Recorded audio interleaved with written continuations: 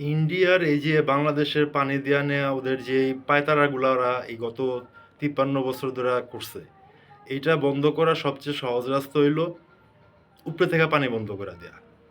মানে হইতেছে তুমি বাংলাদেশে পানি দিবা না, চায়না তোমারে পানি দিবে না। সহজ হিসাব। এবং সেটা তখনই সম্ভব যখন চায়নার সঙ্গে আমাদের একটা প্রথমত খুব ভালো সম্পর্ক এবং এই ব্যাপারে একটা ভালো ট্রিটি হওয়া দরকার।